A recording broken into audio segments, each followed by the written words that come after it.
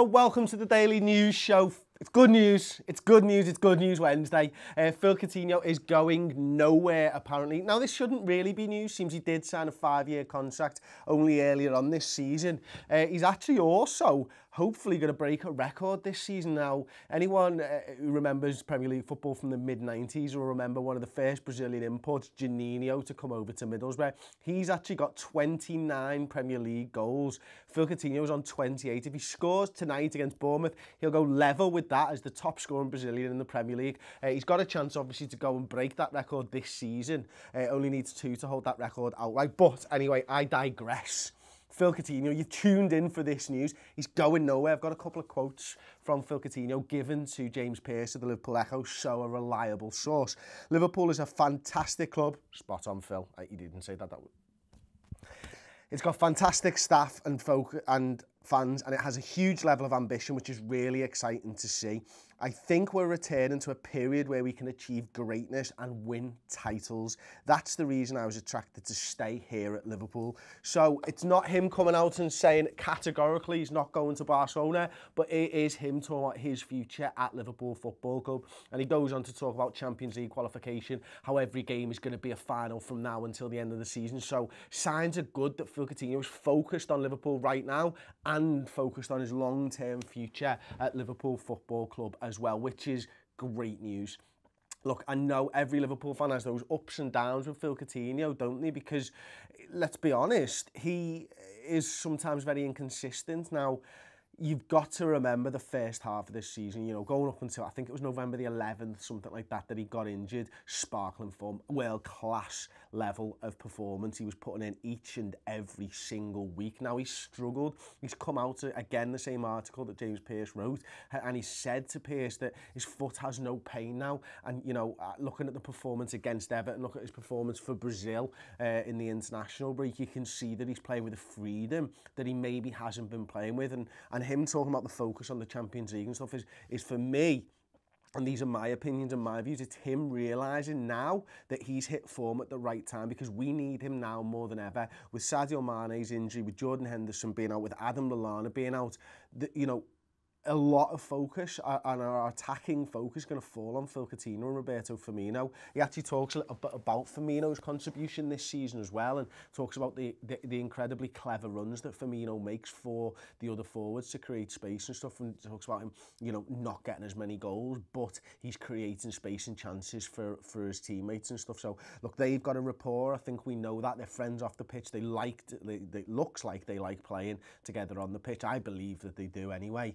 Phil Coutinho, from here until the end of the season, could really step it up, and hopefully we'll see that Phil Coutinho from the early part of the season as well. Moving on to a player who could be moving out of Liverpool. Well, he's already not in Liverpool. He's at Hull at the moment, playing for Marco Silva there. £16 million link with West Ham, Lazar Markovic. Now, apparently Slaven Bilic is interested, this is according to the Daily Mail, in Lazar Markovic in the summer. Look, West Ham had a great season last year, really dropped into a bit of a relegation battle this season, to be fair to them. I don't think they're going to go down, but I think, you know, they are casting a look over the shoulder and wondering what's going on behind them, and they've got to be focused on getting points on the board at this stage of the season. Now, Lazar Markovic has been identified, rightfully or wrongly, as a player that could help them next season, and £16 million seems to be bandied around. A player that we signed for between £19 and £21 million. So, look, a little bit of a loss on Lazar Markovic, but after loan spells at Fenerbahce, at Sporting Lisbon, and now at Hull, it could present good business for Liverpool to get £16 million in for him. Now, let's not forget as well, this is a guy who has played under Marco Silva twice, I think. I think he was the manager at Sporting Lisbon as well. So he obviously sees something in Lazar Markovic to then take him from Liverpool to Hull. So he's had him at 2 clubs. So Markovic is obviously doing something right that managers around the league can appreciate his talents. Now, he maybe never had the fair crack at the whip at Liverpool, you know, playing out of position, playing a right wing-back role at some point, only 3 goals and 34 appearances for Liverpool. I think I speak for most Liverpool fans to say that, look, I didn't think he was going to cut it at Liverpool, but that's not to say that I was hoping that he wouldn't. You know, of course, I was supporting him as a player when he was here, and I wanted him to be good, but fundamentally, I don't think he was good enough for Liverpool, no matter how cocky he was. Moving on to something slightly more sombre, but I think news nonetheless. It's obviously coming up to the 28th anniversary of the Hillsborough disaster. Now, it's the 15th of April. For those of you who don't know, I imagine there's not very many of them, nay, anyone, to be honest. But it is the 15th of April nonetheless. This is tonight against Bournemouth is the closest home game to the anniversary. Now, Liverpool have been in touch with HFS Hillsborough Family Support Groups, HFSG, and spoken to them at length. Apparently conversations been going back and forth, and they've decided for the first time since it happened to give a minute's applause rather than a minute's silence for the 96 victims and the families of the disaster. Now, this is the first time, of course, since the independent inquest concluded that the 96 fans were unlawfully killed and no blame was to be put on the fans in the stadium. And I think that had a huge part of the reasoning behind giving them a minute's applause and not a minute's silence. You know, there's going to be a 96 mosaic in the Kop this evening. The players are going to all wear black armbands as well, and there'll be tributes on the LED boards around Anfield. So a real positive sign from Liverpool and in remembering the 96 in a way that reflects the current mood of the fan base as well. So I for one would like to credit Liverpool for their handling of this in this time of need for the families and stuff.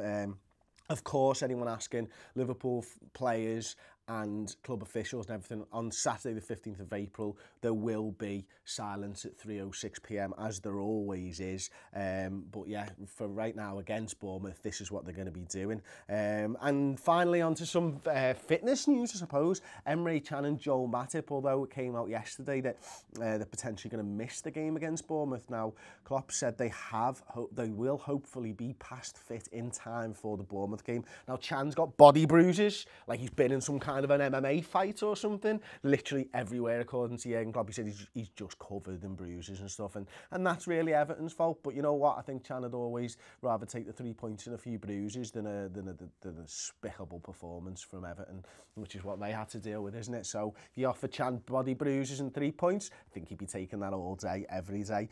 Joel Matip's got some back discomfort and we're hoping that he'll be fit, but if not, Ragnar Klavan will be available to take over at centre-back. And finally, Jurgen Klopp spoke in his press conference yesterday about Daniel Sturridge as well, and that he is fresh and sharp for the running. Now, he won't be involved, I don't think, in the first team this evening against Bournemouth, but he could be there in the subs bench. And I've said all season long, Daniel Sturridge hasn't been good enough this year. He's not been available enough. You know, he's had a virus and a hip problem that's kept him out for the last 2 months. But I really do believe that he is going to have something to say in this race for the top four. And I wonder whether it's just going to be a goal that seals it or something like that. And I think Daniel Sturridge can go out on a high, whether he'll be here in the summer or not. You know, if he gets his fitness problems behind him, he's a terrific footballer. The likelihood is, and you know, talking as a realist at this point, is that he's probably not going to get them sorted. But I hope that he does, because he's a great asset for this football club and he could fire us the goals into the back of the net. The does seal top four for Liverpool Football Club. If you enjoyed the Daily News Show, don't forget to drop a like on it. If you're not already, subscribe to the Redmen TV on YouTube. Go over to redmentv.com. If you don't know what we do there, you just don't know, and you should know, because we do 45 minutes to an hour long shows, 3 of those a week. We do a final word every single time Liverpool play, discussing and just absolutely picking the bones of the performance. We do a Reds news roundup once a week, which is heavily transfer focused at the moment, where we look at the potential ins, the potential outs. We actually start to look at a few of the stats behind the players. We go and review them ourselves and come back and talk about those players. Really, really interesting show. That one's hosted by Steele. And finally, I do a Liverpool stat show, which is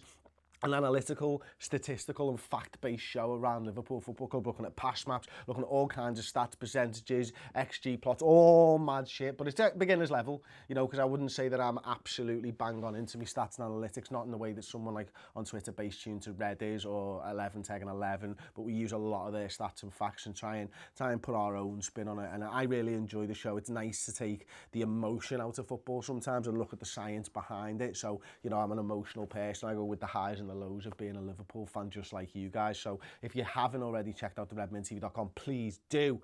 And thank you very much for watching the news show. But I will be back after Liverpool hopefully beat Bournemouth this evening at Anfield.